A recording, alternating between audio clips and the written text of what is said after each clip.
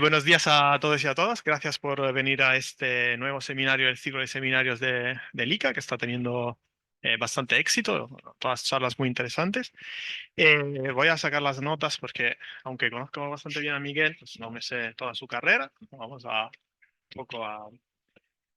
Entonces, el seminario de hoy lo imparte Miguel Izquierdo Díaz, que es licenciado en Ciencias Ambientales, doctor en el programa de investigación, modelización y análisis de riesgo en medio ambiente.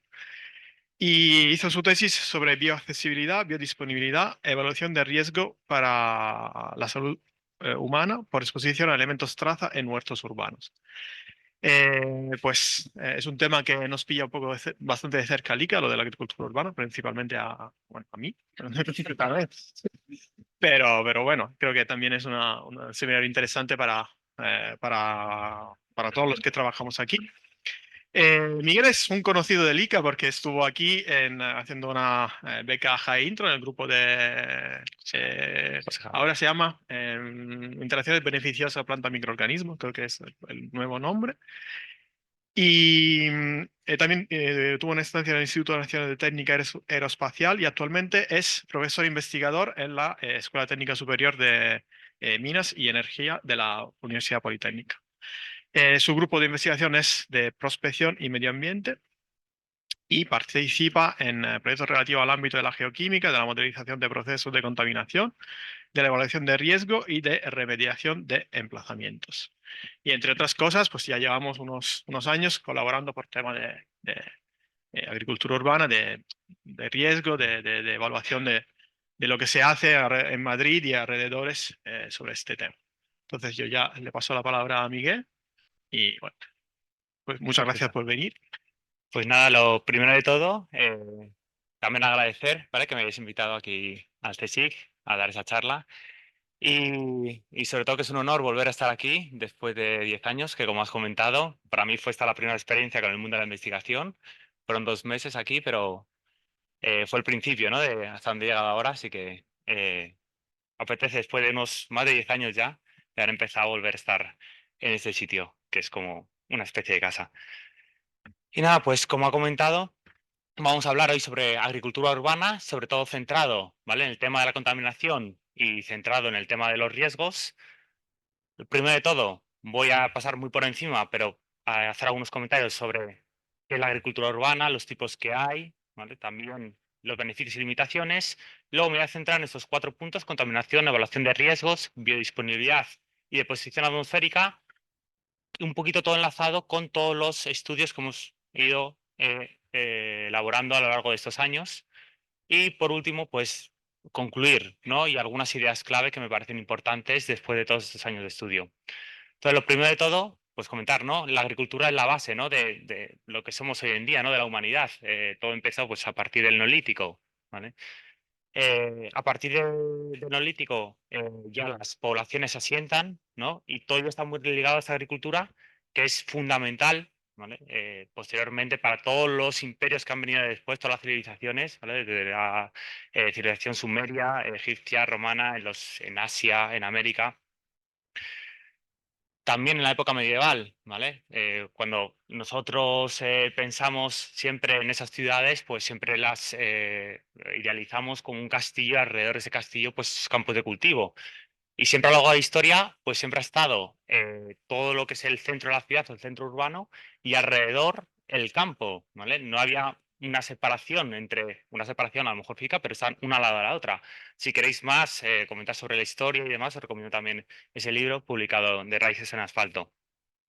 Pero ¿qué ha pasado? ¿Vale? ¿Qué pasó a partir de la Revolución Industrial? Pues hubo esa distopía, ¿no? De separar lo rural, el campo, la producción agrícola, frente a lo que serían las ciudades. Esas ciudades en las que se centraban esas actividades industriales, esas actividades también de servicios, pero totalmente separado una de otra. Y hasta tal punto, pues que incluso se veía como todo lo que era rural, agrícola, como del pasado, ¿no? Entonces muchas veces se separaba, la gente como que separaba todo eso, era lo tradicional, lo que estaba ya pasado de moda, no es el futuro. Sí que ha habido, ¿vale? Pues por cuestiones, por ejemplo, de las guerras mundiales, que en las ciudades, pues no había, o sea, había necesidades de alimentos y entonces ha habido algunas épocas en algunas ciudades en las que ha habido, pues, los jardines victorianos, por ejemplo, para tratar de dar alimentos a las ciudades. Pero hasta hoy en día en muchas ciudades, pues eso, hay una separación total y sobre todo de conocimiento, no solo de esa separación entre campo y ciudad, sino del conocimiento también, de dónde provienen muchas veces los niños. No saben ni de dónde provienen a veces los alimentos. Se los encuentran en el supermercado y a lo mejor piensan que pues directamente vienen de allí. ¿Y qué ocurre también? ¿Y por qué es difícil a veces acercarnos también al tema de la agricultura urbana? Pues está también el problema de la definición, ¿no? A mí me gusta esta definición, muchas veces os podéis encontrar muchísimas. A mí me gusta esta porque es bastante amplia y engloba un poco todo lo que es la agricultura urbana y periurbana. ¿Vale? Muchas veces solo nos vamos a las actividades agrícolas, ¿vale? Pero también en muchas ocasiones pueden incluir las actividades ganaderas, las actividades forestales, no solo la producción de alimentos, sino también a lo mejor para producción, por ejemplo, de plantas ornamentales. Y sobre todo también muchas veces distinguir entre esa franja urbana, más en el centro de las ciudades, y esa zona también periurbana, que tiene unas características diferentes. Entonces, ya esa clasificación nos hace que tengamos mucha variedad, ¿vale? De lugares que cuando nos queremos acercar también al estudio, vamos a tener también dificultades o cómo abordar ese estudio. No solo pues, esas características de que sean tener una tendencia más a la producción ganadera, a la producción agrícola, sino también si esos se explotan de forma individual, si se explotan de forma comunitaria. Entonces, aquí esto es un pequeñito esquema también de todas esas tipologías que hay, que no son únicamente estas.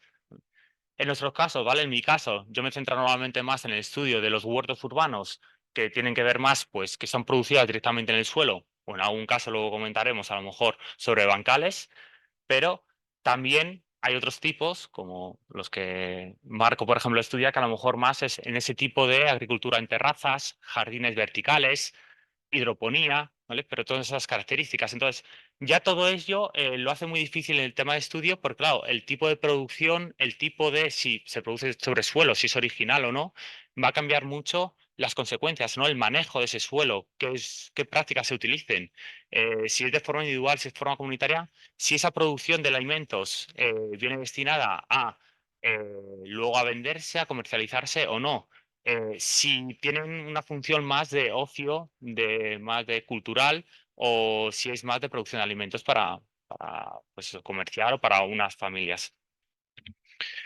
Y luego tenemos otra característica también, que hace que también las consecuencias de esos estudios de contaminación y de riesgos, pues también está muy asociada con el lugar donde se desarrollan. Aquí, más en pues, el mundo, podríamos decir, un poco más desarrollado, estos huertos no es tanto la producción para autoconsumo, sino que tienen que ver más pues para aprendizaje, ¿vale? Para intentar poner más zonas verdes en las ciudades. Los problemas que nos encontramos, sobre todo cuando hablemos de la contaminación, tienen que ver con los usos históricos del suelo que ha habido.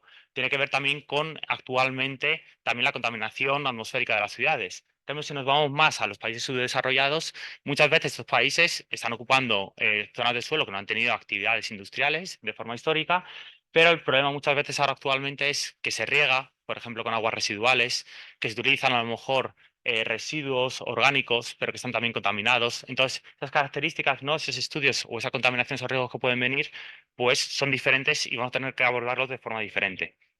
Entonces, me voy a centrar muy rápido, solo indicar algunos de los beneficios y limitaciones de esta agricultura urbana, que obviamente tiene sobre la calidad de vida, ¿vale? Sobre la salud de las personas. A nivel fisiológico, primero, o sea, hay muchos estudios, ¿vale? Que se centran en estados tanto de forma fisiológica como de forma psicológica, pues en la actividad física, en la exposición solar, ¿vale? Vamos a tener en los huertos. También a nivel psicológico, se ha visto esa interacción, ¿vale? Con una comunidad, cómo puede disminuir ese contacto con la naturaleza, con las personas, con el resto, cómo disminuye la depresión, el estrés. A nivel nutricional también se ha demostrado que la gente que participa en huertos urbanos también su alimentación suele ser más saludable, ¿vale? Igual que los niños, ¿vale? Que al final un niño si ve que ha producido algo, pues obviamente le va a ser más atrayente a lo mejor luego comérselo. A nivel económico y sociocultural, ¿vale? Aquí tenemos sobre todo las diferencias que hemos dicho antes, ¿vale? En muchos países su desarrollo, incluso ha habido algunas iniciativas aquí en España, que esa producción agrícola ha sido para autoconsumo, ¿vale? Y que sea una gran parte, ¿vale? De esos alimentos vegetales que a lo mejor vaya a consumir, que los recibe de estos huertos, que los produce, e incluso en lugares que, pues a lo mejor puede ser el 40-60% de su renta familiar, sobre todo en países subdesarrollados, gracias a esa producción urbana. Y luego, a nivel comunitario, pues que es lo que ha tenido también muchas veces las ciudades, ese aislamiento, ¿no? Es decir, en los pueblos, pues al final la gente se conocía. Aquí muchas veces en las ciudades estamos aislados. Eso permite también un lugar, ¿vale? De reunión entre los vecinos de una misma zona. Tiene también eh, la parte de, sobre todo, conexión intergeneracional, que muchas veces también ocurre en las ciudades, ¿no? Que pues se ha desaparecido, ¿no? Muchas veces cada grupo de edad pues va como por su cuenta. Esa educación ambiental, también un lugar, ¿vale? A que vayan los niños a aprender, y no solo los niños, también otras personas, a aprender cómo funciona el campo, la biodiversidad. A nivel medioambiental, pues también todo el tema, pues obviamente de mitigación de cambio climático, con, por una parte, mitigación de ese efecto isla-calor que tendríamos con la posible secuestro, ¿vale? de CO2. Tendríamos también todo el tema de la conservación de biodiversidad, de los polinizadores.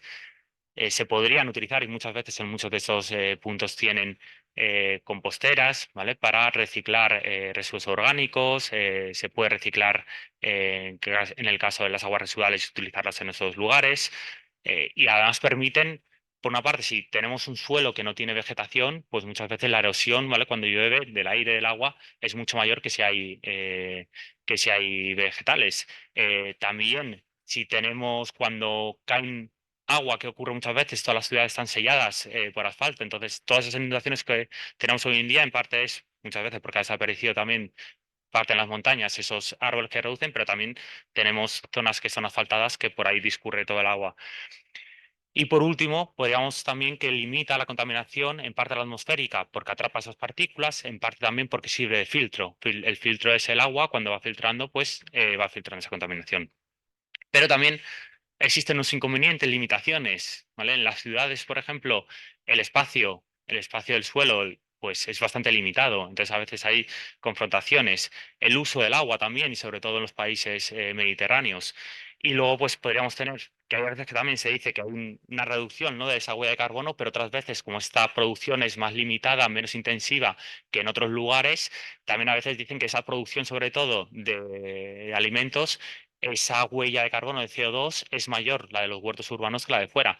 También tenemos que tener en cuenta que los huertos urbanos no son la producción de alimentos, que también reducen el CO2 por su secuestro, que hemos comentado antes, por bajar esas temperaturas de las ciudades, que al final se necesita menos aire acondicionado en verano.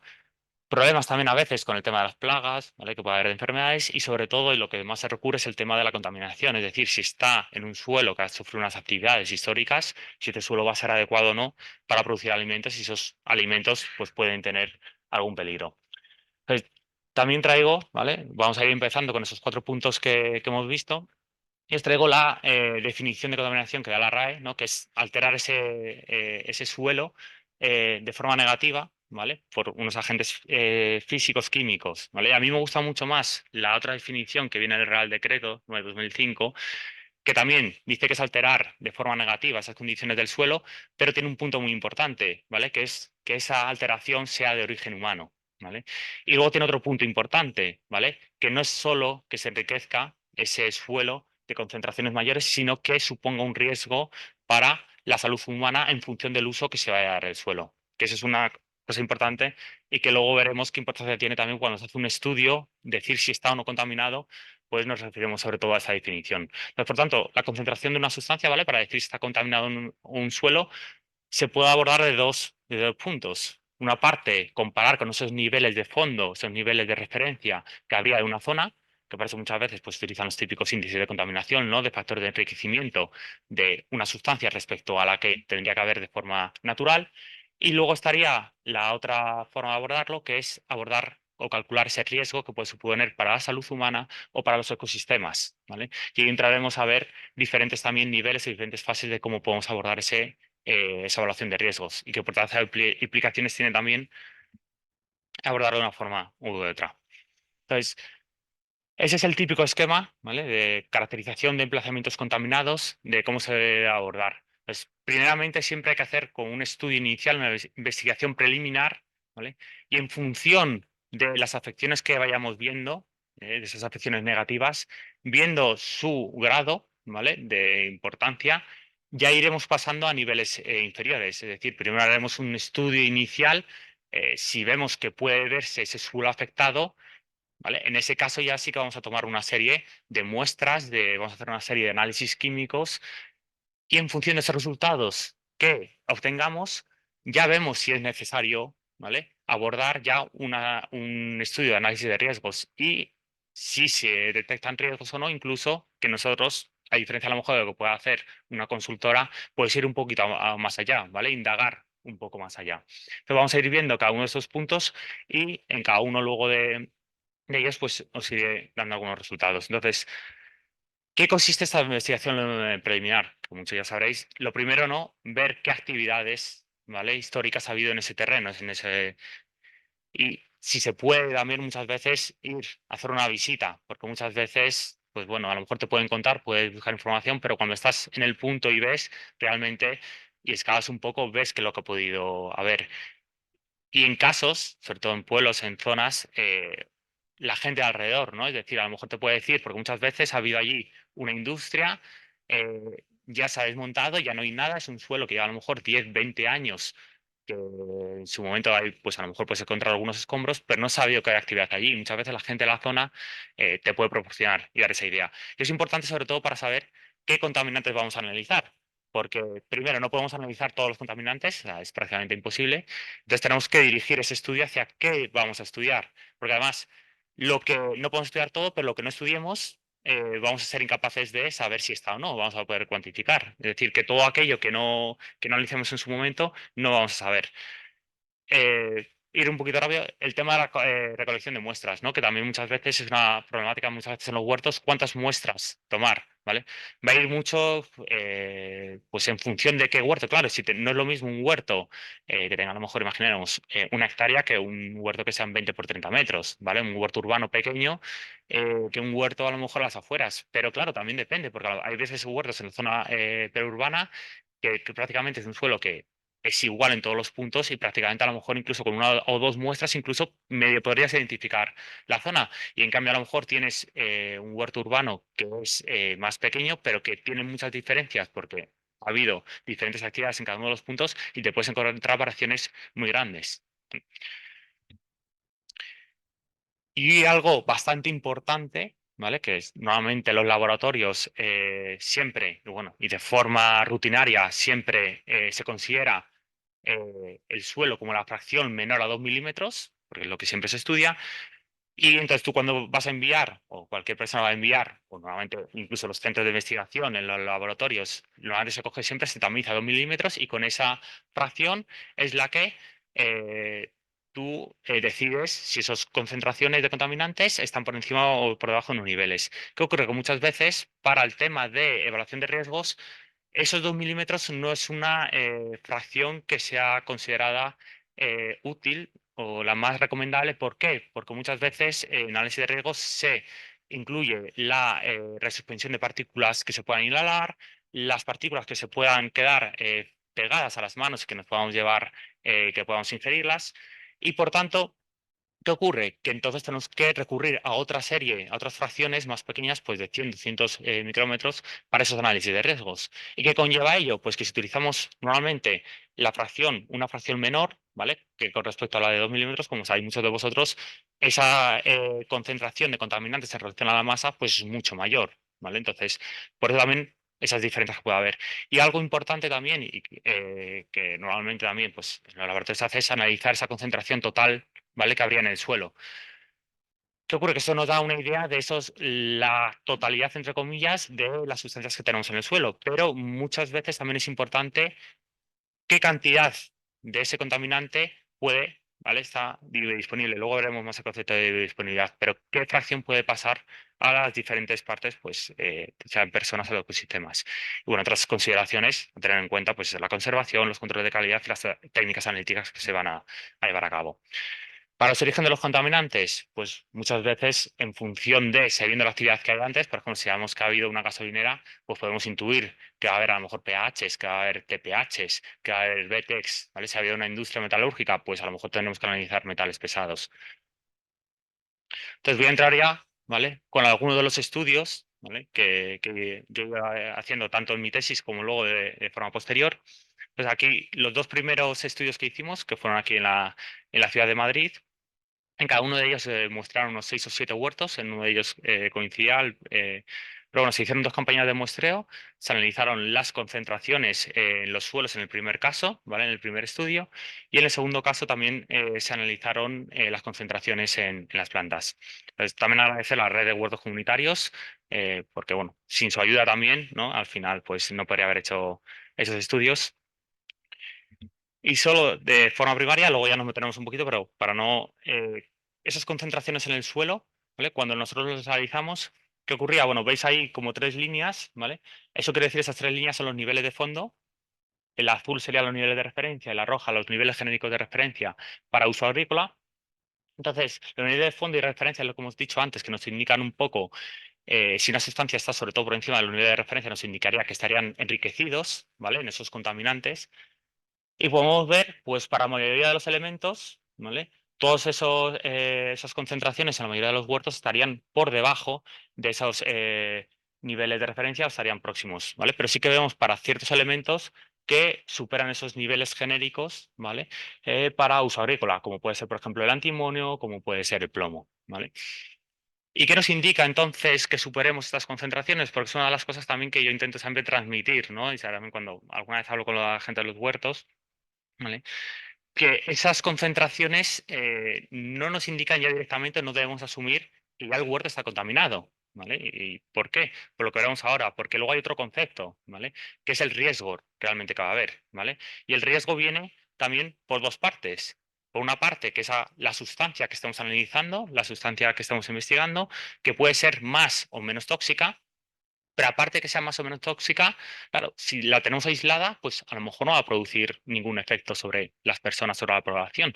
Pero claro, si a lo mejor sí que estamos en contacto con esa sustancia, sí que va a producir, aunque sea menos tóxica, sí va a producir mayores efectos, ¿no? Entonces, al final, tenemos esa sustancia tóxica, pero que dependiendo de esas rutas, ¿vale? Que tengamos, y dependiendo también, muy importante, el receptor. No es lo mismo un receptor adulto que un niño. Los niños son mucho más vulnerables, ¿vale? Están todavía en desarrollo y son mucho más vulnerables a todas estas sustancias químicas. Pues yo pongo muchas veces el ejemplo, un residuo nuclear. Sí, es muy peligroso, pero más o menos si está en un lugar enterrado subterráneo con medidas de seguridad, pues el peligro, el riesgo que haya que produzca algún accidente, algo perjudicial, es mucho menor que a lo mejor una cierta concentración de plomo en una verdura. Pues claro, si estamos más expuestos y comemos más, pues al final los efectos serán mayores. Y también un poco evaluar el riesgo, porque muchas veces cuando hablamos de riesgo, ¿qué es el riesgo, no? Bueno, normalmente el riesgo siempre se examina desde 2 puntos de vista, de sustancias que producen efectos sistémicos, ¿vale? Que pues la dosis, y luego sustancias también que son cancerígenas. Entonces, muchas veces también el riesgo viene, o cuando se dice o no que hay riesgo, viene también de la legislación de un propio país, ¿vale? De la legislación, porque en esa legislación se establece a partir de qué nivel se considera que ese riesgo es aceptable o es inaceptable. Entonces, ya dependiendo ya solo de esos niveles o esos valores que se fijen, pues en un sitio te puede salir que se considere que hay riesgo, y en otro país diferente, por lo que sea, que tiene otra legislación, se considera que no lo hay. Entonces, aquí que se adoptó, ¿vale? En el Real Decreto No. de 2005, pues bueno, que en el caso para las sustancias cancerígenas sea mayor que 10 a la menos 5. Entonces, bueno, mayor a 10 a la menos 5, ¿vale? De carga de cáncer es mucho, es poco. Bueno, es una entre 100.000, ¿vale? Si vemos, por ejemplo, la probabilidad, ¿vale? De muertes, por ejemplo, de morir, ¿vale? De, por ejemplo, con un accidente de coche, pues es una entre 500, ¿vale? Entonces, claro, es ver un poco las diferencias que hay. Por ejemplo, en Nuevo Musa, pues eso, por ejemplo, morir ahogado sería una entre 2.000 aproximadamente. De electrocutado, una entre 50.000. Entonces, como que hay muchas más causas que la probabilidad a lo mejor de morir por esas causas, ¿vale? Que dijéramos que a lo mejor sería mucho mayor que la que tendríamos a lo mejor de eso, de ingerir alguna de esas sustancias y que eso tenga un efecto cancerígeno sobre nosotros. Y aquí entonces es donde se combinarían, ¿vale? Por una parte, lo que hemos dicho antes, de los niveles de contaminación que tendríamos con esos niveles genéricos de referencia, ¿vale? Se le pone esa palabra genéricos porque esos niveles se establecen en base no a unos niveles de concentración que son superiores a los que hay de forma natural, sino en base a unos valores que se han calculado en función del uso que se le va a dar al suelo, ¿vale? Entonces, dentro de esos niveles genéricos de referencia podemos tener tres situaciones. Podemos tener la situación que estamos por debajo de ese nivel genérico de referencia, que en ese caso ya diríamos que el suelo no está contaminado, ¿vale? Porque esos valores genéricos de referencia hay que tener en cuenta que son muy conservadores. Es decir, que si no los se superan, se puede decir sí o sí, ¿vale? Se tiene prácticamente no hay siempre el 100% de seguridad, pero que estaríamos por debajo de unos valores que podrían suponer un riesgo. ¿Qué ocurre entre ese punto y cuando se supera, por así decirlo, 100 veces el nivel génico de referencia? Si supera 100 veces ese génico de referencia, directamente se podría considerar, se podría declarar ese suelo como que esté contaminado. Y justo en ese rango, ¿vale?, que tenemos entre nivel génico de referencia y 100 veces, lo que habría que hacer es una valoración de riesgos y una evaluación de riesgos, ¿vale? Entonces, en esa valoración de riesgos, lo que vamos a ver, pues para sustancias técnicas, comparar con las dosis de referencia.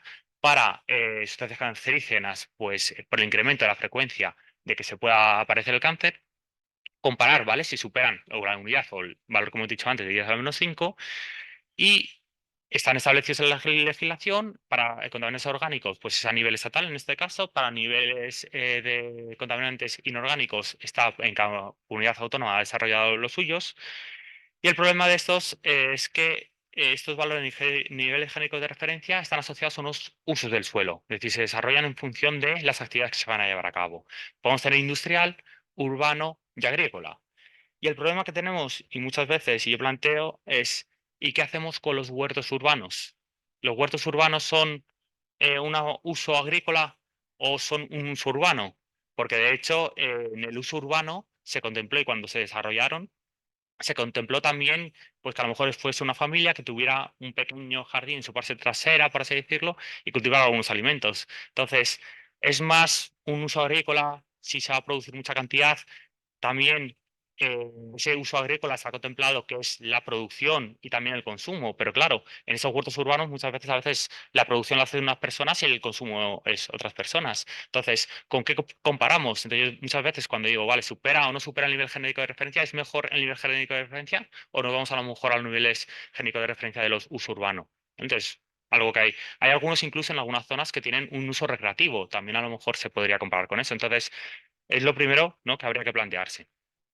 Y, ¿vale?, cuando hacemos una evaluación de riesgos, lo primero que vamos a plantear, aquí tenemos a Margarita, pues es qué vías, ¿vale? ¿Por qué vías puede el contaminante acceder a nuestro organismo? ¿Vale? Y principalmente las que se estudian son, pues en primer lugar, la ingestión de suelo, la inhalación de partículas, el contacto dérmico y por último, esa transferencia del suelo hacia la planta y luego de la planta, por esa ingesta de los alimentos, a la persona que los consuma. Hemos hecho tanto los estudios anteriores, ¿vale?, que se había presentado, como luego algunos otros, hemos hecho, aparte de analizar o caracterizar esos niveles, esas concentraciones de las diferentes sustancias, también hemos hecho una evaluación de riesgos. Primero hicimos una evaluación de riesgos determinista, ¿vale? Y luego hemos ido un poquito, yendo un poquito hacia otras diferentes fases, ¿vale? Que es un riesgo que se denomina probabilístico, ¿vale? ¿Qué diferencias hay entre uno y otro, ¿vale? Entre el determinista y el probabilístico. Pues que en este determinista, ¿vale?, todos estos valores es al final una ecuación. Es una ecuación, entre comillas, que podríamos decir que nos va a dar un valor lineal, ¿vale? Es decir, si metemos aquí un valor, pues en cada uno de esos valores nos van a dar un valor fijo y un valor único, ¿vale? Entonces, para introducir aquí los valores, ¿qué es lo que se utiliza normalmente? Pues son valores muy conservadores, ¿vale? Es decir, máximos, ¿vale?, para esos, casi en todos de ellos, valores máximos para decir que a toda la población va a estar protegida. Pero ¿qué pasa? Estamos cogiendo para concentración el valor, por así decirlo, el de dentro de la media, bueno, el P95 dentro de la ingestión también como el valor máximo. Entonces estamos cogiendo, asumiendo siempre una situación que podríamos llamar a lo mejor de sobreestimación del riesgo, ¿vale? Obviamente vamos a proteger a lo mejor, imaginaros por así decirlo, el 99% de la población, pero eso que implica que ese riesgo, el valor que nos va a dar, va a ser máximo. A diferencia de esto determinístico, tenemos el riesgo probabilístico, ¿vale? Y en este riesgo, ¿cómo se calcula? Pues introduciendo en cada una de esas variables, en lugar de un único valor, ¿vale? Lo que se introduce es una distribución de probabilidad, ¿vale? Que puede ser normal, puede ser logarítmica, pues dependiendo de cómo se ajusten los datos. Entonces, esto lo que vamos a hacer es iterando en cada una de los pasos, vamos a ir calculando, pues a lo mejor una iteración de 10.000 veces, 1.000, 2.000, vamos a ir sacando, vamos a ir cogiendo de cada una de las distribuciones, ¿vale? De forma aleatoria, a ir cogiendo un valor. ¿Vale? Y lo va a ir introduciendo en esta ecuación. De forma que al final no vamos a tener un único valor que sea máximo, ¿vale? Sino vamos a tener una distribución de probabilidades. Y esta distribución de probabilidades ya sí que nos va a dar una idea de si es mayor, menor el riesgo, vamos a tener idea también de la variabilidad de ese riesgo, ¿vale? No vamos a tener un valor fijo, vamos a tener un rango de mínimo máximo y vamos a tener también una información importante que es la sensibilidad, ¿vale? Sensibilidad de los parámetros que metemos. Y esto es importante, ¿por qué? Porque a lo mejor también tenemos que saber qué estamos introduciendo ahí en esa ecuación, a lo mejor, que nos está haciendo que esos valores se nos vayan a máximos a mínimos. A lo mejor tenemos que investigar con más detalle, eh, a lo mejor las edades, la distribución de las edades de las personas, que parece una tontería, o a lo mejor tenemos cuántas veces van al huerto los usuarios. Y no es tan importante a veces, a lo mejor, centrarnos en si tenemos el mejor análisis del mundo con la mejor concentración, ¿vale? Sino que a lo mejor tenemos que ver otras de esas variables que tenemos a lo mejor que afinar mejor, ¿no? Entonces, aquí serían también, bueno, dos estudios. Y aparte, ¿vale? De lo que os he comentado, de si se hace de forma determinista o probabilística, también hay algo importante. Y es que muchas veces estos estudios, ¿vale? ¿De dónde partimos? ¿Qué valores metemos? ¿Vale? ¿Metemos valores que sean reales de las personas o metemos valores bibliográficos? Pues muchas veces lo que se suele, ¿vale? hacer es tender a utilizar valores genéricos. Muchas veces, y típicamente los de la EPA, ¿vale? La Agencia de Estados Unidos, se meten. ¿Qué ocurre con ello? ¿Vale? Que si tenemos una población que es diferente, ¿vale? Por edades, por peso, por frecuencia de cuánto consumen, si más o menos. Los valores genéricos también pueden ser muy diferentes de lo de nuestra población local. Entonces, esta diferencia de utilizar genéricos versus utilizar específicos también nos pueden hacer variar mucho esos valores de que tengamos en el riesgo, para bien o para mal, ¿vale? Para subirlo o para bajarlo. Entonces, los primeros, ¿vale? Sobre todo en los primeros estudios que hicimos y el primer evaluación de riesgo, nosotros utilizamos más genéricos y determinística. ¿Qué pasa? El riesgo al final se nos iban, como veremos luego a continuación, se nos iba bastante hacia arriba. ¿Qué ocurre para obtener parámetros específicos? Porque necesitas tener datos, encuestas de tu población local, entonces necesitas esa información, ¿vale? Igual que luego para el probabilístico necesitas muchos datos, porque tú no puedes hacer una distribución de probabilidad con 4 datos, porque es que no te sale no te sale nada. Entonces, bueno, pues a veces es la dificultad no solo científica de conseguir unos datos y analizar esas, sino luego está la parte sociológica, ¿no? También más de adquirir esa información.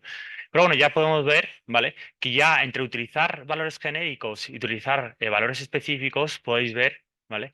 Cómo cambian ya ese riesgo, cómo se reduce ya ese riesgo entre utilizar unos valores u otros, ¿vale? Y sobre todo para, como veis, por ejemplo, ahora en Antimonio, utilizar la ruta, ¿vale? De ingesta, ¿vale? De comida, ¿vale? Tanto lo tenéis aquí para sustancias para toxicidad sistémica como para cancerígena y veis cómo, pues, se dobla por ahí o más incluso en algunos de los casos.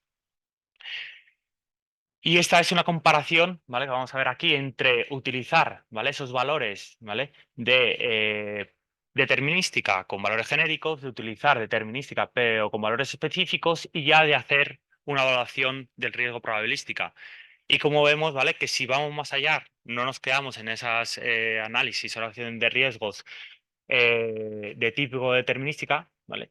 ¿Qué ocurre? Que el riesgo se puede reducir hasta casi 4 veces, ¿vale? Esa diferencia del riesgo. ¿Y eso qué implicaciones tiene? Pues al final tiene implicaciones en que vamos a declarar el suelo como contaminado o no contaminado, eh, cuando en algunas ocasiones a lo mejor no hay esa problemática. Y luego todo el tema también de si tú declaras un suelo contaminado, ¿hasta qué nivel lo tienes que llevar a descontaminar? pues a lo mejor en algunas ocasiones no tienes que llevarlo a niveles tan bajos, porque descontaminar, cuanto más queremos bajar, al final implica más dinero, porque cada vez quieres llevar a concentraciones menores, más que tienes que invertir, más esfuerzos, porque al final tiene una curva asintótica, y luego también sueles requerir también métodos más agresivos con el suelo. Y al final, sí, descontaminas a veces un suelo, pero si lo dejas sin vida, pues muchas veces el suelo ya, hasta que vuelva a servir, tener funciones, pues puede pasar mucho tiempo.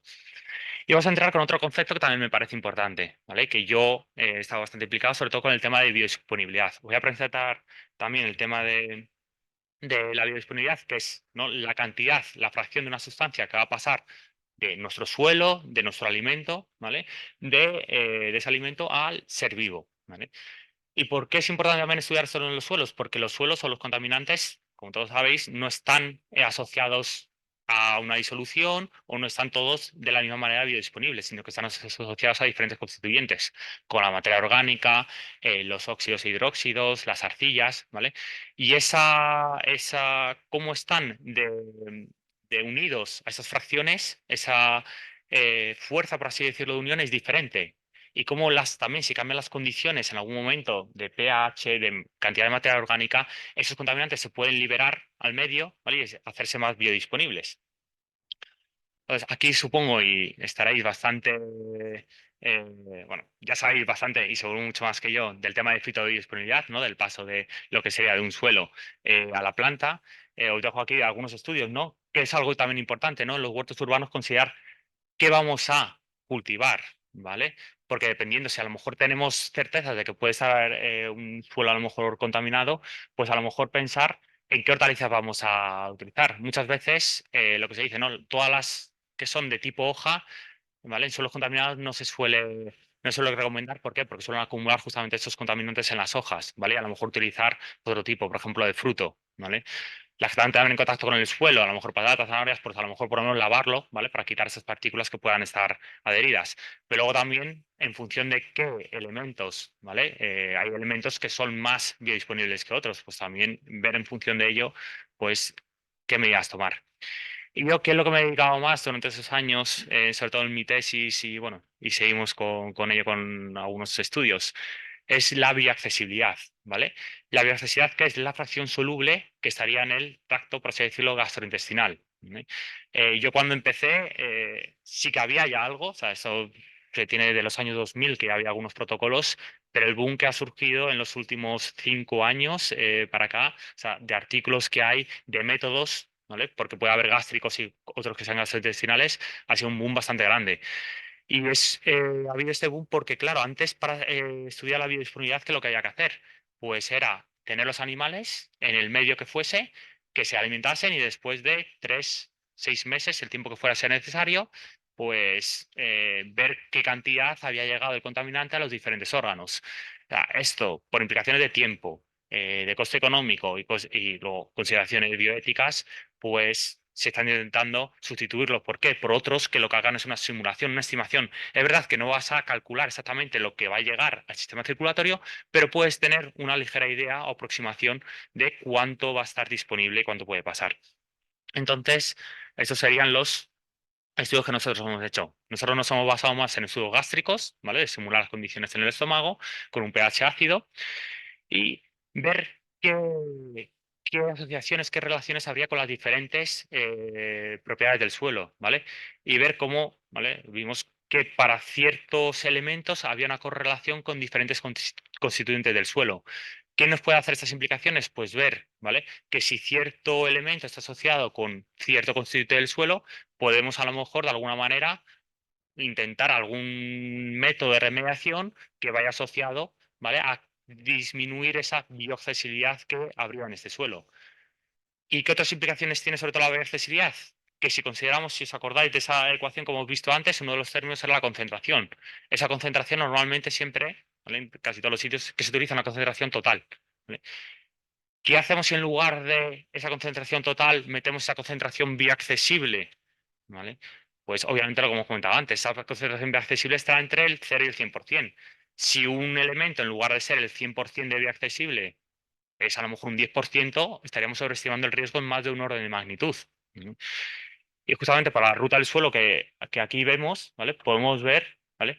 Cómo, ¿vale? De calcular el riesgo, ¿vale? Utilizando la concentración total a concentración vía accesible, pues se nos aproximadamente, pues a lo mejor es el doble, ¿vale? Para esa ruta. Ujú. Pero eso, ya os digo que para algunos elementos, como por ejemplo el cromo, incluso el arsénico, que es uno de los más problemáticos, pero para el cromo a lo mejor podría ser menor al 5%. Entonces, eso para los cálculos pues tiene bastante importancia. Entonces, hasta ahora todos los estudios que os he ido comentando han sido pues analizar, ¿vale? Tanto el suelo como en su caso, aunque no he presentado los datos de alimentos o lechugas producidas en suelo directo, en suelo urbano, pero ¿cuál estaría la otra opción, ¿no? También que hay muchos huertos. Pues decidir no cultivar en el suelo original, ¿vale? Y decidir utilizar en bancales con suelo limpio, ¿vale? Entonces, con esa parte, ¿qué nos quitaríamos? La vía de que las plantas, pues, absorban esos contaminantes del suelo. Claro, nos quedamos todavía, como hemos comentado también antes, que es esa deposición atmosférica, es decir, las ciudades tienen una serie de contaminantes gaseosos y partículas, ¿vale? Que pueden depositarse en el suelo, que pueden ser absorbidos por estas plantas. Y entonces, bueno, yo en una estancia que estuve haciendo en Copenhague, hicimos un par de estudios, de investigaciones, que consistieron en poner en diferentes puntos de la ciudad, con unos sistemas de hidroponía, para así decirlo, ¿vale? Unas cajas con unas macetas en las que plantábamos, en el primer caso fue kale y colza, y ver las diferencias que había entre unos puntos y otros. Entonces, lo primero que vimos, ¿vale? Es que esas concentraciones, tanto para alimentación humana, por así decirlo, que el kale, como la colza, dijimos que era un poquito más para ganado, pues salvo una muestra, ¿vale? Para ganado de la colza, todas estaban por debajo de los niveles legales para alimentos. Es verdad que también que ocurre que en la legislación europea, ¿vale? De alimentos, para alimentos inorgánicos, que son los que analizamos, vienen cuatro, ¿vale? Únicamente cuatro elementos dentro de toda la que se podría que nosotros vamos a estudiar. Entonces habría que ver realmente, hacer un estudio ya, pues eso, de la dosis de ingesta y ese riesgo que pueda adquirir. Creo que lo que vimos sobre todo, bueno, hicimos con dos sustratos, por si acaso veis aquí esas dos diferencias, pero sobre todo vimos, ¿vale? Que había diferencias pusimos en 3 puntos, uno era justo una cámara que teníamos de control, una cámara climática de control, un punto justo en el centro de la ciudad, que tenemos por aquí, al lado de una carretera, una avenida de unos 4 carriles, y luego otro punto al lado de un parque, ¿vale? Un parque que estaba ahí cerca de la universidad. Y vimos que había diferencias, ¿vale? En las concentraciones entre la carretera, entre las del parque y entre la zona de control. Y que esos elementos también, ¿vale? Se podían asociar, ¿vale? A diferentes, o que nosotros asociamos a diferentes orígenes, ¿vale? Ya sea de tráfico, también vimos una característica, por ejemplo, la cantidad de sodio, ¿no? Asociada que nosotros dijimos al lo que es el aerosol marino. Como vimos que se nos dio bien ese primer experimento, porque dijimos, a lo mejor es que no conseguimos analizar nada, hicimos un segundo experimento que lo que hicimos ampliar el número de puntos, ¿vale? Ya no solo cogimos otra vez esos 2 puntos, ¿vale? En el centro de la ciudad de Copenhague y luego en una zona, por así decirlo, perurbana, ¿vale? En esa zona perurbana también pusimos 3 puntos, uno al lado de una autopista, otro al lado de una casa familiar y luego otro que era una zona un poquito más forestal, una zona que había de huertos, ¿vale? Y ahí otra vez vimos, ¿vale? Las diferencias que había, ¿vale? Entre las concentraciones totales entre un punto y otro, ¿vale? Es decir, permitían indicar, ¿vale? O sea, es decir, que nosotros podíamos saber o podíamos intuir desde qué zona, ¿vale? En qué zona, en qué ambiente de exposición había crecido una lechuga y otra, ¿vale? Esto con aras a que se podrían utilizar a lo mejor estas lechugas que nosotros pusimos a lo mejor como indicadores de contaminación. Es decir, aquí tenemos una serie de equipos o de medios, ¿vale? Pero que tenemos pocas estaciones de medida para calidad del aire y el problema muchas veces también que son a veces que no son integradas en el tiempo. Eso también te da una idea también de la integración respecto al tiempo, tener las medidas. También hicimos bioaccesibilidad, ¿vale? Vimos que había diferencias entre la bioaccesibilidad, entre los diferentes puntos y demás, y asociado al porqué. Pero que me quiero centrar también sobre todo en aquí, aparte de poner más puntos, hicimos también un análisis de accesibilidad del suelo y de las lechugas, y bueno, el suelo no, sino más de las lechugas. Hicimos también ver qué ocurría con la concentración cuando antes y después de lavar estas lechugas, ¿vale? Y vimos que sí que había una diferencia muy importante, ¿vale? En la concentración que había antes y después de lavarlas, ¿vale? Sobre todo en qué, en las concentraciones de aquellos elementos asociados sobre todo pues, al tráfico, a actividades de combustión, ¿vale? Y podéis ver, por ejemplo, ¿no? Solo en la carretera, a lo mejor el aluminio, ¿vale? Que podía suponer 20 veces esa reducción, ¿vale? Entonces, eso nos dice dos cosas. Uno, es que exposición atmosférica hay, sobre todo elementos asociados a actividades antrópicas. Y dos, que lavando esas lechugas, ¿vale?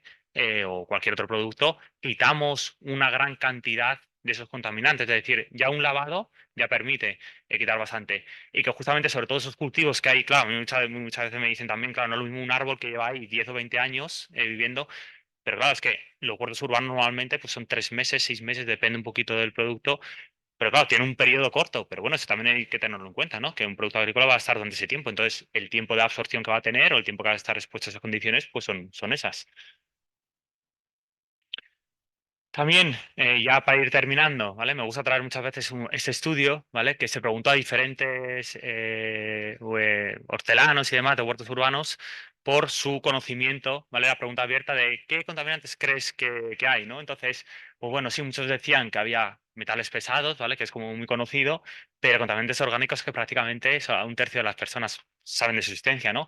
Dentro de los metales pesados, pues sí, mucho típico porque siempre se ha oído, ¿no? El plomo por las gasolinas, por las pinturas que había pues, en los años 90. Pero es que hoy en día el plomo no es lo más importante. Hoy en día, ¿vale? La agencia que hay de toxicidad, que bueno, hay una agencia que clasifica las sustancias por su importancia, ¿no? A la hora de estudiar un emplazamiento contaminado, justamente la primera de ellas es el arsénico. Y muchas veces la persona no lo sabe. El arsénico, que en mucha menos concentración es mucho más tóxico y está en muchos de los productos de hoy en día, ¿vale? Entonces, lo primero es eso, que muchas veces no se conoce, ¿vale? Qué contaminantes hay, ¿vale? Con la repercusión que tiene eso para saber qué es lo que vamos a analizar.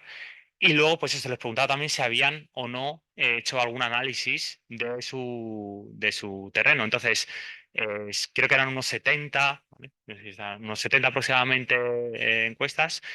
Había, pues, unos 30 o algo así aproximadamente que no sabían si se había, bueno, o sabían que no se había hecho o no estaban seguros si se habían hecho o no.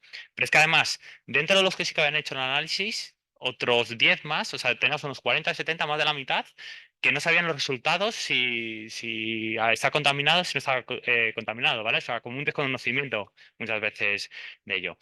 Y bueno, pues eso, sí que dentro de los que habían contestado que sí, pues había parte de la mayoría, ¿vale? O sea, 2 tercios que no presentaba afección, pero sí que veis que 10 de esos 70 sí que presentaban afección. Entonces, bueno, pues también que muchas veces la gente no sabe, a veces por desconocimiento y a veces por no querer saber, que es una de las cosas que también entonces, bueno, repasando muy rápido, ¿vale? De todo lo que he ido contando, lo primero es la importancia, ¿no? De desarrollar evaluaciones de riesgo de tipo, primero, que utilicen valores específicos y luego también que hagan evaluaciones de riesgo probabilísticas, ¿vale? Sobre todo cuando estamos cerca de esos límites, ¿vale? Y que son sobre todo además lugares como muy específicos, que tienen unas características muy concretas, ¿vale? Entonces, es verdad que los laboratorios, las administraciones normalmente siempre utilizan pues, concentraciones totales, que ahora hablaremos con ellas, y esas evaluaciones determinísticas, pero bueno, si se pudiera, sería útil. Como hemos dicho, también considerar la bioaccesibilidad, ¿vale? Porque puede reducir bastante en más de un orden de magnitud, ¿vale? Ese riesgo, ¿vale? Tanto en suelos como en alimentos. Obviamente también hay que ver, porque este valor de accesibilidad también hay que ver cómo está evaluado ese valor de toxicidad del contaminante, si se ha hecho directamente, por ejemplo, porque se ha dado a los animales en su día directamente en agua o se ha dado ya en un medio, por ejemplo, del cambio que, por ejemplo, creo que hay un valor que es para dietético, pues si se ha sacado de allí, porque tendría sentido no sentido aplicar este valor de bioaccesibilidad, ¿vale? Ver, ¿vale? O estudiar, seguir estudiando esas propiedades edáficas, ¿vale? Cómo influyen en esa bioaccesibilidad, porque va a hacer que podamos luego también implementar ciertas medidas, ciertos métodos de remediación, ¿vale? A largo plazo. Y bueno, y nosotros hemos visto, ¿vale? Sí que es verdad que solo aplicado a la ciudad de Copenhague, pero que esas plantas, ¿vale? Cultivados en sustratos que directamente pues son originales, por así decirlo, que no están afectados por actividades históricas, pues esas lechugas no presentan un riesgo, ¿vale? Su consumo para la salud humana. intentamos replicar ese estudio aquí en Madrid. Bueno, no tuvimos mucha suerte, o sea, fue justo antes del COVID, justo el fin de semana. Entonces, bueno, eso y luego tuvimos otra intento y no hemos podido, pero pues sería interesante también hacerlo en otras ciudades y sobre todo en otras ciudades que a lo mejor tengan niveles de contaminación atmosférica mucho mayor, ¿vale? Y la otra parte que había comentado antes, también utilizar estos huertos urbanos a lo mejor también como zonas, ¿vale? Que nos puedan indicar también zonas de mayor contaminación atmosférica, ¿vale? Es decir, zonas que a lo mejor tengamos que tomar algunas medidas como las que pues, se deberían estar tomando, ¿vale? De tema de tráfico y otras actividades. Y al último, ¿no? Es decir, muchas veces cuando tenemos ¿qué hacemos con los huertos urbanos? Es decir, protegernos mucho, estar en este otro, ¿vale? Yo creo que lo importante, ¿vale? Porque muchas veces hay muchas opiniones, como en todos los temas en esto, te puedes encontrar en internet, la gente que digan, no, es que los huertos urbanos suponen un peligro, son contaminantes. Los que no quieren saber nada y es todo felicidad y no hay ningún riesgo también y que no quieren saber. Pero bueno, yo creo que es importante, ¿vale? Conocer, ¿vale? Y saber, y sobre todo para ello yo creo que la implicación, ¿vale? Que pueda haber entre centros de investigación, entre universidad y entre los huertos urbanos. Yo y yo creo que Marco podemos estar bastante agradecidos que muchas veces, pues la gente también, ¿no? Quiere saber, está implicada también mucha de la gente. Pero bueno, que al final siempre se necesita proyectos, apoyo también por parte de la administración muchas veces, y para intentar, ¿no? Entre unos y otros aprender, porque igual que yo intento también mostrarles mis conocimientos, también muchas veces yo aprendo de ellos, ¿no? Y también tener lugares en los que poder investigar y avanzar en este aspecto. Y nada, pues por mi parte agradeceros venir. Si tenéis alguna pregunta sobre ello, pues te agradecería. Muchas gracias. No sé de tiempo. Buenas. Muchas gracias, Miguel, por tu seminario. Creo que van a surgir muchas preguntas, entonces intentaré no hacerte ninguna para no llegar hasta las 6 de la tarde. Y bueno, una cosa que eso, o sea, yo en mis charlas siempre presento como los huertos urbanos como algo que surge más bien espontáneamente. Entonces se instalan probablemente en lugares que no siempre son los adecuados, ¿no? En Sevilla hay un caso donde había un antiguo vertedero ilegal de pintura y se han puesto a cultivar allí y han salido algunos niveles un poco preocupantes de las hortalizas que había ahí. No graves, pero sí que preocupantes. eh, que luego las administraciones intentan un poco solventar las cosas, ¿no? Detrás y correr detrás para decir, oye, oye, no, espera, que te voy aportando compost o te voy aportando, por ejemplo, aportar compost en el caso de arsénico, no le va a hacer mucho, o sea, porque en los metales pesados sí que funciona bastante bien, pero en los metaloides pues funciona relativamente peor. Y hasta cuando las instituciones plantean nuevas iniciativas de agricultura urbana, pues si no hubiera surgido de nosotros proponer al ayuntamiento de hacer un ensayo previo de los nuevos proyectos, pues no lo hubieran hecho. Entonces, pues nosotros tenemos los medios, tenemos la capacidad de analizar y también de ir un poco más allá de la legislación como haces tú, porque lo que tú dices, si te metes en la página de la Unión Europea, te dice analiza 4 elementos o 2, o entonces pues hay muchas más cosas que hacer. Pero claro, ahí falta un poco, la cadena decisional está un poco caótica. Y para nosotros, o sea, nosotros más que la administración, corremos detrás de la administración, de los usuarios de los huertos, intentando hacer un poco de formación.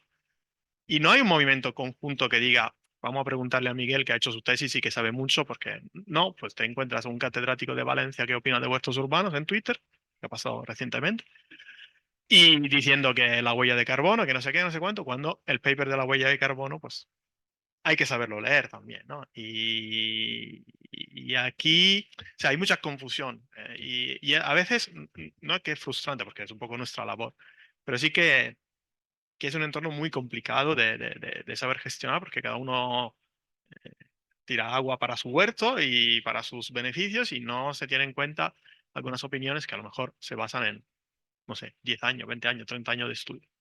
Entonces, esas son un comentario porque han salido muchos de esos temas y nada, pues ya el que quiera preguntar, ya sabía que. Preséntate, por favor. Eh, Desde el Louvre. eh, yo soy Eduardo, soy el coordinador del huerto vecinal de Chamartín. es decir, directamente implicado en esto que ha comentado también Miguel, a quien le estoy sumamente agradecido por ese análisis tan en profundidad que ha hecho y tan genérico, y al Instituto de Ciencias Agrarias por albergar este tipo de actividades. Realmente nosotros nunca estuvimos preocupados por la contaminación de nuestros cultivos. Es cierto que el huerto está emplazado en un sitio donde antiguamente hubo una oficina de vivienda, luego hubo un aparcamiento de la hora, donde se llevaban, la grúa se llevaba los coches. Eh, es cierto que debajo del huerto hay mucha piedra, hay gasolina, hay diésel, pero tenemos la convicción de que lo que cultivamos es mucho más sano que lo que se cultiva con eh, insecticidas y fertilizantes minerales en otros huertos, que el cosechar y comer directamente es muchísimo más sano que el cosechar, enviar a un almacén, aplicarle a rayos para que madure en el momento que uno quiere, y toda la producción de CO2 que implican todos esos desplazamientos es mucho más sano para nosotros y para el planeta que aquello que se ofrece en Mercamadrid. Eh, Nos parece muy importante este tema de los estudios, pero nos gustaría que hubiese algún estudio específico sobre nuestro huerto. El ayuntamiento acaba de hacer un análisis en todos los huertos, pero la verdad a mí que me digan que hay mucha arena y arcilla en el suelo me aporta bastante poco en términos de cultivo y en términos de regeneración de los suelos. Estamos viviendo una época de mucho cambio, de cambio en la mentalidad. Vemos que han salido los tractores a la calle, desgraciadamente, y que están abogando por una agricultura tradicional. Yo creo que la existencia de los huertos urbanos, parte de lo que propone, es un cambio de paradigma con respecto al tema de la agricultura. Un acercamiento del huerto a la ciudad, y nosotros particularmente tenemos un área muy grande de huerto escolar. Nos interesa mucho el acercamiento de los niños al huerto. Vienen entre 2 y 3 veces por semana los niños al huerto, es decir, es una frecuencia muy alta y trabajan realmente en el huerto. Y sobre todo, incluso más importante que eso, es que el huerto penetre en sus casas, para lo cual se llevan distintos trabajos para hacer, eh, entre otras para que las familias se enteren, porque desgraciadamente tenemos que combatir contra la opinión familiar, materna por lo general, de el huerto es sucio y cuidado con los bichos. Es una desgracia.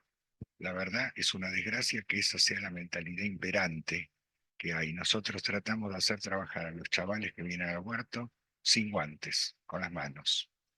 Y ahora estamos haciendo un taller de vermicompostaje donde a todos los cursos les mostramos las lombrices, pegan unos gritos que ni les cuento, mucho rechazo, y gracias a la complicidad de algunos profesores estamos consiguiendo que pongan la manito y acepten que una lombriz se deposite sobre su mano y se descubran que no es ni contaminante ni muerde.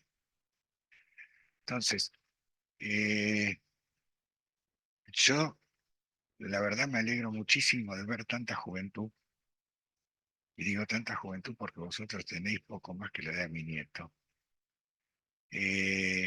aquí presentes en la conferencia, y más los invitaría a conocer nuestro huerto, porque todo esto tiene sentido en la medida en que hay una concreción, en la medida en que sirve todo este conocimiento para producir una transformación, que es lo que estamos buscando. Entonces, no sé quién es el profesor vuestro, no sé de quién, pero estáis cordialmente invitados al huerto. Nosotros estamos de puertas abiertas todos los sábados y domingos de 12 a 2, en invierno, en otoño, parte de la primavera, y en verano por lo general estamos abiertos por la noche. Pero a la vez hacemos actividades durante toda la semana. Así que si en algún momento queréis visitar un huerto en concreto, ver cómo funciona, ver los valores que tiene para hacer la traslación de esto al suelo, estáis cordialmente invitados, y para nosotros sería un placer poder organizar una actividad para vosotros. Así que muchísimas gracias. Bueno, muchas gracias, Eduardo, por invitarnos a tu huerto. Seguramente no faltaremos. No había ninguna pregunta para Miguel. No sé si...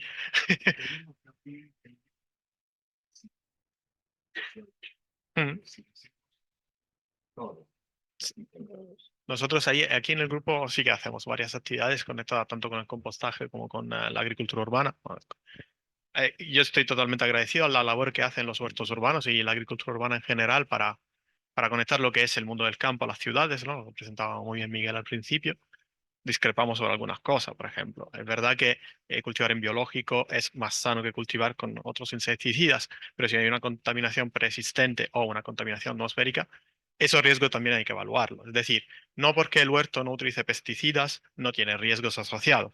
Es decir, y son dos cosas que nosotros intentamos investigar, y como ha dicho Miguel, hay cientos de compuestos que habría que medir en un huerto y a veces no hay ni siquiera la capacidad analítica para que un grupo solo de investigación pueda abarcar todo, porque es muy variado y muy dependiente de cada emplazamiento, cada cultivo, etcétera. Pero seguramente nosotros ya hemos interactuado con otros huertos y con otro nodo de composta. No, es que no podemos. Sí, yo en el... Sí, sí. Hay otras preguntas por aquí y bueno, vamos siguiendo después. Enhorabuena por el seminario, muy interesante. Al hilo de lo que has comentado tú, etcétera, tengo varias curiosidades. Aparte del Ayuntamiento de Madrid, hay otros ayuntamientos que promueven estas iniciativas y la mayoría no hay concejalía de agricultura, en la comunidad autónoma no hay consejería de agricultura. ¿Quién asesora? ¿Hay alguna normativa, incluso de ver el impacto ambiental dependiendo de dónde esté situado? Nada, o sea, son iniciativas que se asesoran random. A lo mejor contactan con vosotros. No, normalmente muchas veces, además a veces el propio laboratorio, a lo mejor la que se lo encargan, y es lo que comentaba un poquito al principio, coge los niveles esos genéricos de referencia, que son los que están ahí publicados,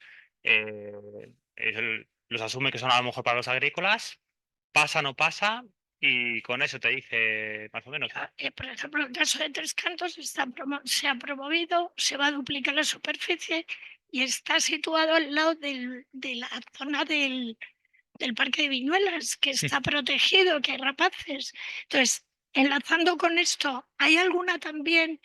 ¿Todos son ecológicos? ¿Hay algún tipo de educación a los usuarios? ¿Pueden usar los fitosanitarios que quieran? Porque en el caso de invernaderos, en el caso de producción hortícola normal, haya menos o más inspectores, pero está regulado. Hay muchísimos productos que están prohibidos, etcétera. Pero un señor que se va al vivero y trata como quiera, Pues dentro aquí, no sé. dentro aquí, bueno, yo también además, y una de las cosas de diferencia también fue yo cuando empecé a estudiar dentro de aquí de Madrid, los huertos no están legalizados, ahora hay una legalización, y una de las cosas que siempre se promueve es el tema, ¿no?, de utilizar pesticidas, de que sea ecológico, pero es verdad, porque hay reuniones y no solo también a congresos nacionales, ¿no? Y a algún punto, a algún sitio, en algunas iniciativas, una de las que comentan, primero es que no es a veces comunitario o que debería serlo, que cierran a lo mejor su parcela para ello y que cada uno hace un poco a veces lo que quiere y como quiere. Sí, ya. Es simplemente que estén formados. Eso es. No es Hacer un curso, sí, sí. simplemente algo, un cursillo, una norma, algo Normalmente, básico. normalmente sí que es verdad que la gente que se suele acercar tiene esa también inquietud o curiosidad de intentar no hacerlo, pero es verdad que como todas veces están también, o sea, en casos, es decir, que no todo les dé igual que se hacen las cosas. Hay gente que es mejor, hay gente que es peor. No creo que muchas veces con malicia, pero a veces por desconocimiento. O sea, muchas veces que también. Entonces, yo trato también eso muchas veces de de que es lo que ha dicho también Marco antes, que no saben un problema, claro, que a lo mejor cuando te mueves en un ámbito científico, de cómo te comunicas con las personas y cuando te bajas a un nivel más bajo, que a mí me ha pasado al principio, o irte a conceptos que a lo mejor son incomprensibles y cómo los transmites. Y también tenemos el problema ese, cuando te bajas también a un nivel más bajo, simplificar mucho. Y es lo que ocurre también muchas veces, que también porque yo creo que una cosa importante, y ahora que se está pidiendo mucho, no hacerla, que haya una transferencia hacia la sociedad de lo que investigamos.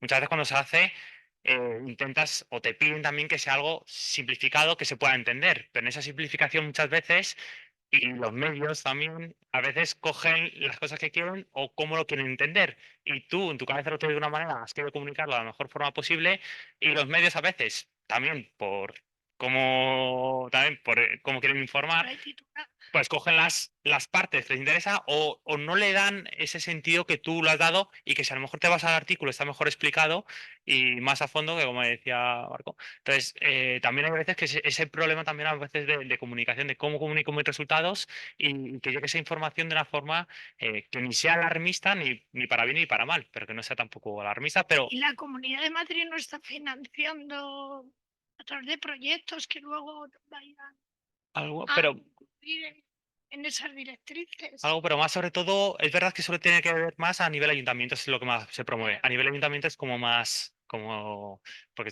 son los que al final, pues tienen.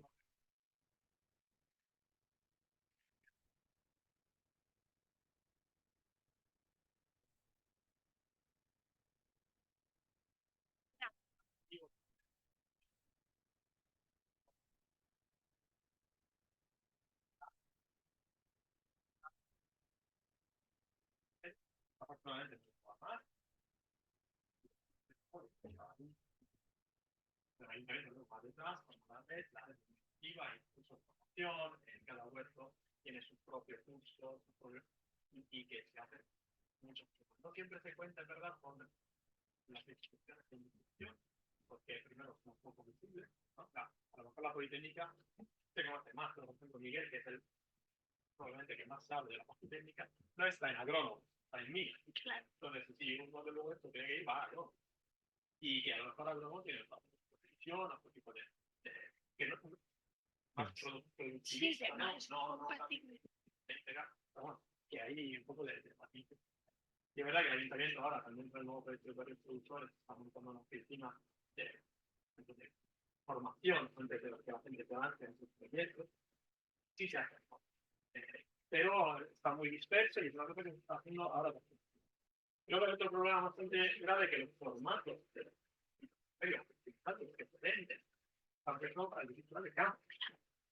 Entonces, cada agricultor que tiene un programa de fertilización con un saco así de fertilizante químico, pues lo echa y a lo mejor tiene una parcelita de Sí, tres. es que no tiene. Y hay acaso en París de sobrefertilización, porque dice, pues ya te lo he comprado.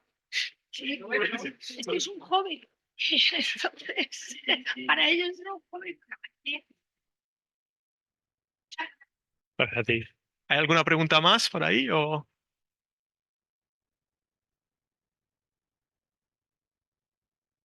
el micrófono, porque si no, no te grabamos. Hola, que bueno, muchas gracias porque me ha gustado mucho la charla y estaba todo súper bien explicado. Eh, ¿Habéis hecho algún estudio viendo el tiempo que lleva ese terreno siendo un huerto urbano vamos, un huerto urbano o un huerto de cultivo y si ha cambiado el tema de los contaminantes durante el tiempo de uso, no solo en función de lo que era antes, sino a lo largo del tiempo de uso, en función de los cultivos que ponen? Vale, normalmente, bueno, yo he tenido cuando hemos analizado no hemos hecho una evolución temporal, pero sí que es verdad que nosotros hemos analizado huertos, en algunos el suelo original, por así decirlo, porque no hemos analizado el bancal, sino hemos analizado justo al lado, ¿vale? Y luego otros que hemos analizado lo que es el huerto donde la propia producción. Entonces, sí que evolución temporal, porque no hemos vuelto a muestrear, salvo uno, y además en un año, que en un año tampoco cambian mucho las condiciones, pero sí que no hemos hecho un estudio de evolución, pero que sería muy interesante, sobre todo porque todas esas prácticas no agrícolas que tienen lugar, por una parte, algo a lo mejor pueden ir quitando por los alimentos propios que se producen y luego por ¿no? la edición de enmiendas orgánicas y demás que también pueden tener. Y sería obviamente interesante ver a largo plazo cómo van cambiando, ¿no? Y una de las que a mí no me dio tiempo en lo que es la tesis, porque bueno, al final en algún momento hay que cortar, pero de los planteamientos sí que hemos hecho algún estudio ya que tenemos pendiente de publicar y que queremos ampliar, es el tema de cómo qué hacer con esos huertos que la mayoría, ya os digo también, aquí en Madrid no presentan niveles que sean críticos, pero sí que es verdad que hay zonas y por eso es interesante que haya un cierto que a lo mejor tenemos concentraciones más elevadas. Entonces, la mayoría de los sitios sirven, sí, pero hay algunos que a lo mejor hay que tener ese cuidado que hay que tener. Y plantear, pues, cómo reutilizar, en nuestro caso queríamos residuos orgánicos, ¿vale? Café, compost, estiércol y demás, para intentar disminuir esa bioaccesibilidad, o intentarlo, ¿vale? Que hemos visto o cómo ver, intentar reducir ese riesgo que habría y de una forma también, porque una de las cosas también que trata la agricultura urbana es esa economía circular, ¿no? De que esos residuos vuelvan a lo mejor otra vez, no vayan al vertedero, intentarlos reutilizar en sus huertos. Sobre la evolución temporal tengo una idea. Que sobre, bueno, como hay una tesis que ahora va a empezar ahora sobre algún muestreo de todo lo que es agricultura urbana, periurbana y en general suelos urbanos y periurbanos, podría estar bien, pues a ver si en algún momento cuadrar el muestreo, a lo mejor no de todo, no de repetir exactamente todo, porque no se puede, sería muchísimo trabajo, pero sí que podemos ir a meter ese factor de evolución temporal que siempre es muy interesante. Creo que hay una pregunta del seminario online de Guillermo Rivas Plata, que creo que es alguien de la red de huertos urbanos, me suena. Sí. Dice que te pregunta, hola, en la investigación que empezaste a hacer en Madrid, ¿pudiste tener alguna valoración o fue imposible? Es por tener una idea, gracias. Creo que le acabas de contestar, ¿no? O sea, sobre los niveles de los huertos que no parecen. Sí, en general. O sea, en general la mayoría no superan ni siquiera esos niveles generales de referencia, sí que había alguno particular, por eso se hicieron un poquito los estudios de riesgos, tanto primero en la primera fase como luego ya el que hemos comentado, que es un poquito más complejo de llevar a cabo. Y en un principio, también pensando, ¿no? Las características que tienen esos huertos, que se dedican mucho, sobre todo no tanto a la producción, es decir, muchos de estos huertos a veces lo que es la producción de alimentos, a lo mejor son 3 tomates, 4 lechugas, en algunos a lo mejor tienen más cantidad, pero cada persona lo que se lleva al final. Y es a lo mejor 3 o 4 días. Entonces, claro, pues depende de las características que había de ocio y demás, pero claro, habría que contemplar si en un día, como va a haber con varios productores que se van a dedicar en exclusiva y a una producción más masiva, podamos decir, pues a lo mejor habría que hacer un nuevo estudio más concreto, ¿no? De esa cantidad. Y sobre deposición atmosférica también tenemos los datos Sí. del experimento aquí en el tejado que son bastante buenos. O sea, no hemos tenido ninguna alarma. Nosotros solo hemos medido totales y ya en la parte edible de las plantas no hemos tenido ninguna alarma, menos un dato que probablemente es un problema que hemos tenido con un instrumento al principio. Pero en todos los otros muestreos, que han sido 2 al año, o sea, que ya vamos por más de 6, no ha saltado ninguna alarma. Entonces, es decir, es verdad que el aire de Madrid no es el aire de Guadarrama, pero con el tema de agricultura urbana no nos están saltando ninguna alarma que nos diga, no, aquí no se puede. Justo para dar ese dato. No sé si alguien más se anima a hacer preguntas. Sí.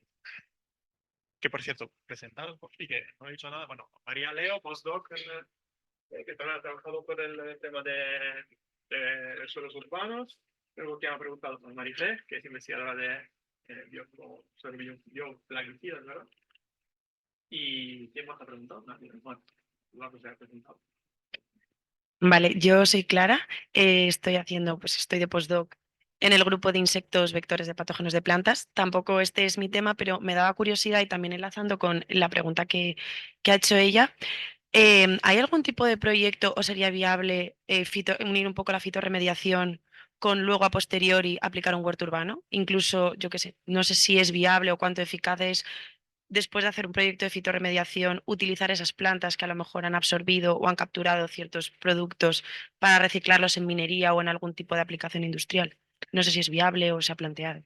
Vale, a nivel de, porque no te digo solo en huertos urbanos, sobre todo con lo último, ¿no? De tanto como un sitio que esté contaminado, que las plantas lo extraigan y es utilizarlo para recuperar elementos o materias primas críticas, no es eficaz en un elemento urbano porque ya está limitado muchas veces en lo que es en zonas mineras y zonas escombreras, que hay veces que se ve que aún así hay otros sitios que sí, que acumulan suficiente de ciertas especies, incluso luego, pues eso, esas, pues incinerándolas y demás, pues extraer suficiente cantidad de metales, pero muchas veces ni en zonas mineras que tienen escombreras se llega. Entonces, en una zona urbana, obviamente, si se utiliza, también depende mucho de las concentraciones. No es lo mismo a lo mejor una zona más urbana que una zona de esos brownfields que hay a lo mejor en Estados Unidos, de estos que han sufrido durante muchos más años.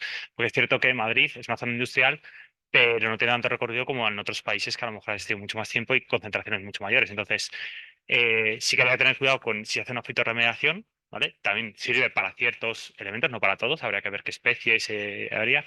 Ver luego esas concentraciones en plantas para ver qué hacemos luego con esas plantas también. Es decir, si esas concentraciones pueden ser perjudiciales o no, si se pueden incluso consumir, porque sea poco a poco que vayan absorbiendo, en qué partes también absorben o qué habría que hacer con ello.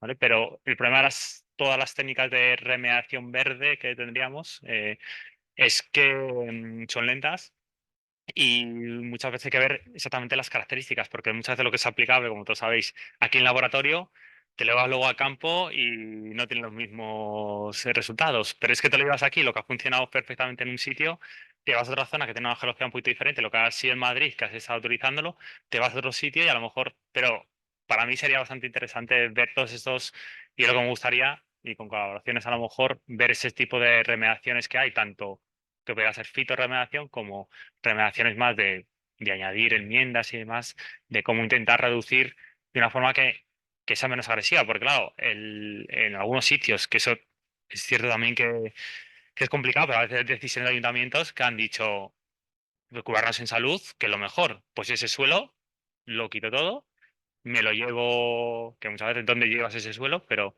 y poner un suelo nuevo que sabes que está totalmente, pero es que eso tiene un coste de todo, o sea, quitar un suelo y añadir uno nuevo, o sea, muchas veces en proyectos se van a más de 100.000 euros solo hacer eso, o sea, y que te queda luego para realmente hacer el huerto. Entonces, o sea, a lo mejor tienes que buscar otra ubicación si ese suelo está muy contaminado y buscar otro punto, o tomar una serie de medidas, o cultivar en bancales, o otras posibles medidas. Gracias. Gracias. Es que sobre fitorremediación está lo que es la fitoextracción, es decir, extraigo lo que hay y lo meto en una planta y esa planta la utilizo para otra cosa, para lo que sea. Luego está la fitoestabilización, meto una planta que genera o bien exudados radiculares o bien hojarasca que lo que hace es que esos contaminantes metálicos no se muevan tanto, sean más estables, pues de fitoestabilización, y luego pues aportar materia orgánica, que los complejos organominerales suelen ser menos móviles, se transfieren menos a las plantas edibles, entonces te generan menos problemas. Son un poco las tres estrategias que se suelen seguir, pero que, como dice Miguel, sobre todo la extracción, la fitoestabilización son técnicas lentas y a veces se tira por la vía del medio todo para afuera, entonces cojo un suelo fértil de otro lado que va a estar menos fértil para ponerlo en la ciudad, no tiene mucho sentido, la verdad. Pero terminamos aquí, si queréis. Muchas gracias, Miguel. Muchas Ha gracias a sido vosotros. muy interesante. Y gracias a todos por estar aquí. Gracias.